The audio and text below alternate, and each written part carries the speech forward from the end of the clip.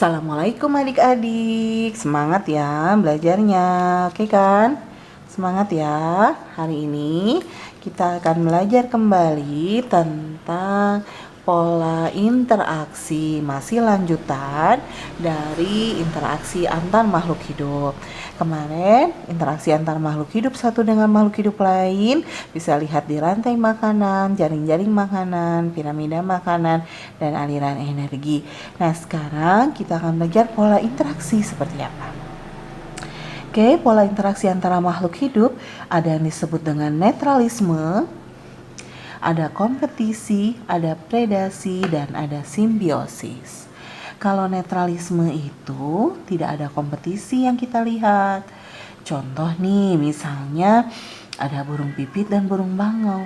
Mereka kan makanannya masing-masing berbeda, jadi nggak akan saling ganggu kan? Netral aja. Nah, contoh lain misalnya apalagi nih hewan apa yang makanannya berbeda ya. Nah, itu namanya netralisme. Kalau kompetisi ada persaingan, misalnya di padang rumput kita ada kambing dan ada sapi, makanannya sama, berarti mereka berkompetisi dong buat makanannya karena takut kehabisan, itu namanya kompetisi. Kalau predasi itu hubungan antara predator dengan mangsanya. Contoh harimau makan rusa, apalagi ular misalnya ya dimakan elang. Nah, itu predasi. Kemudian ada yang namanya simbiosis. Simbiosis itu ada 3 ya.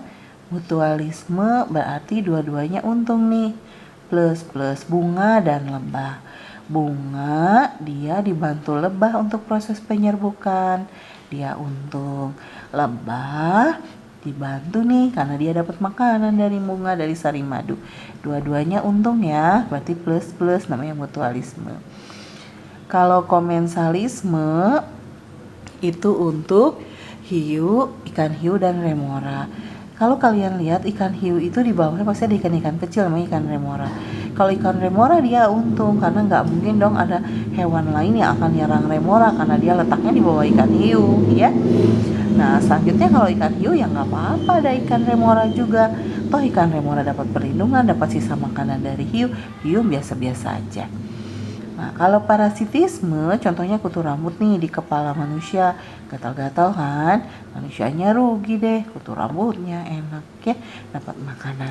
Nah, itu adalah contoh-contohnya. Adik-adik bisa lihat untuk contoh-contoh yang lain ya. Masih banyak untuk pola-pola interaksinya.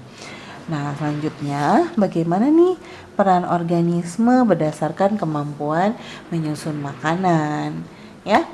Kalau berdasarkan menyusun makanan, kita mengenal ada yang namanya auto itu sendiri, ada heterotrof.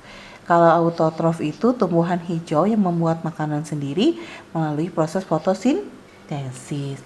Masih ingat tadi ya? Jadi yang namanya proses fotosintesis pasti yang namanya tanaman. Ini ya, masih ingat?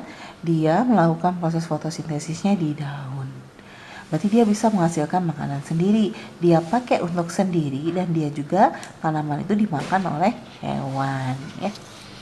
Nah, ini heterotrof, dia nggak bisa buat makanan sendiri.